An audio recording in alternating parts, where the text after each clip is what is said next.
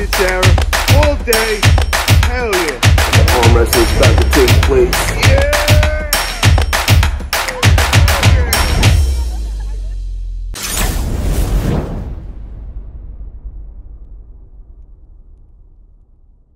One we got coming up next weekend. We got January 29th. We got the King of Cali, hosted by Kyle DePew. Italia ArmWrestling Promotions just jumped on that. The big main event of that day, as we all know, is the legend Tim Bresnan is going to be going up against the big giant Derek Smith. So I wanted your kind of prediction, and I wanted your thoughts on that match.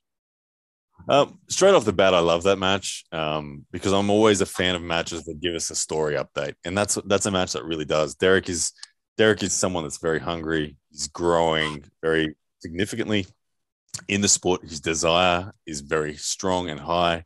His goals, he wants to be the man. He wants to beat Levan in time. He's patient, but I love that. I love seeing that ambition.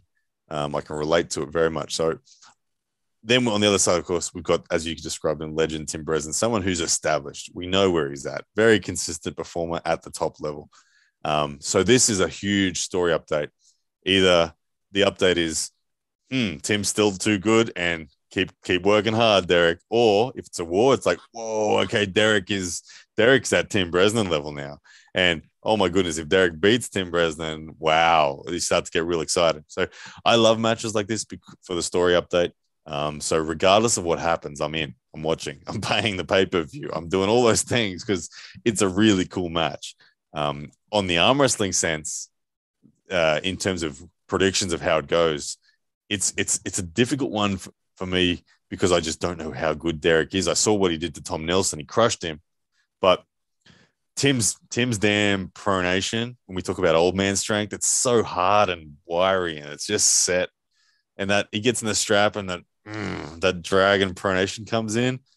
I can almost feel that horrible sticking point just in my mind of what it would be like. So will Derek's wrist flatten when he hits that, or will Derek be able to get over it and still control center? I don't know. I think I know what Derek wants to do, but can he do it? I don't know. I wouldn't be confident betting on this match, but I still lean slightly towards Tim as the favorite. But man, I'm cheering for Derek full on.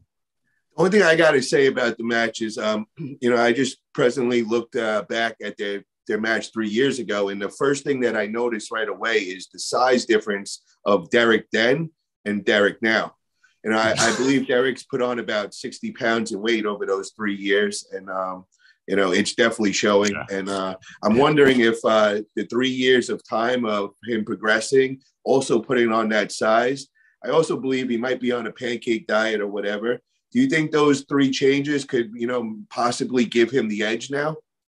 Well, they have to be factors, don't they? They just have to be. You can't be 60 pounds heavier with the commitment level he's got, the drive he's got, and not be a better version of yourself. Tim is much more likely just sitting steady on his level. Tim's obviously Tim would have improved because he's an athlete and he's always driven to improve. So he's gone up some, but there's no way he could have gone up the same degree in which Derek could have gone up. So that's that unknown factor. That's the, oh man, where the chip's gonna land after this one. Derek's, like I said, that's what makes it exciting for me is how driven Derek is and the story up that we get on when these guys do collide, because it's gonna be a big update no matter what happens. It's a big update. Do you have any experience with gripping up with Derek? I've met Derek and pulled with him after I visited John and pulled that tournament in 2018. I drove to San Bernardino and went to the practice there, and Derek was way too much for me that day. I was pretty beat up from everything I'd done. I'd pulled Paul in and a tournament and John and everything, so my arm was pretty beat down. But Derek still, just the size of him was very evident. The height and the thickness of his wrist, and he's got some tools to work with. It's always one of those guys that he has the genetic potential where he could genuinely become one of those top guys in the super heavyweight. He just has that frame. If that frame hardens up, and when I say hardens up, I'm talking about that time under tension through the connective tissue, the elbow and the wrist. If that stiffens like it does, like for a Todd Hutchins or a John Brzenko, all those guys that have been in the sport for a long time, that's what they have. They have that genuine integrity in their joints. It's just stiff. Feels like a damn steel bar. If Derek gets to that point, if he's put in enough work that he's at that point, that man is going to be a friggin' monster on the world stage because he's so big. And yeah, so I there's no way I would feel comfortable betting against Derek. No way. So I know your friend, your fellow Aussie arm wrestler, Mario Tabakis. He was just at our big event in Washington. I got to see him pull. Dude is a beast.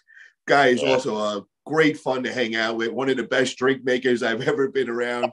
Just a total blast. But I know also he left from us. I believe he went out to Florida. He pulled with Chance.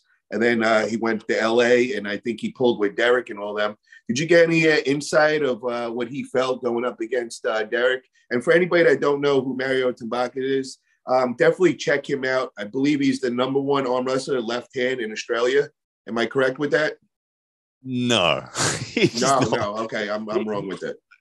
No, on the Australian ranking websites, he is listed as #1, but they're very outdated because of Lachlan's fallen off the list because he hasn't competed in a tournament for over 2 years.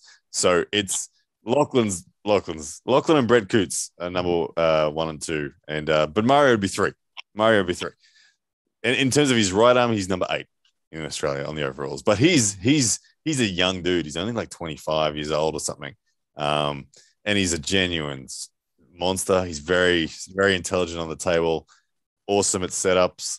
I was so impressed with his performance at Washington. I loved seeing him beat Cody Sperm-Merritt. I thought that was fantastic. He beat Mega Mike in a super match as well over in California, and looked really good. I saw little bits of him pulling with different guys. I haven't spoken to Mario since then directly, but I was so grateful and just happy that Mario did what he did and just showed that our level, even at rank #8, is solid. To be able to hang with the guys that he hang with was awesome. And like you said, he's a really good dude too. And you'll never not have a drink in your hand if Mario's in there with you. He just shouts at everyone constantly. He's a good dude. Every time I turned around, he's like, "I got a new drink. You got to try." And I'm like, "Bro, I just had one." Like it was just nonstop. But oh my God, I had so much fun with him. He's the coolest dude that going around. Like I said, yeah, you've experienced it, you know.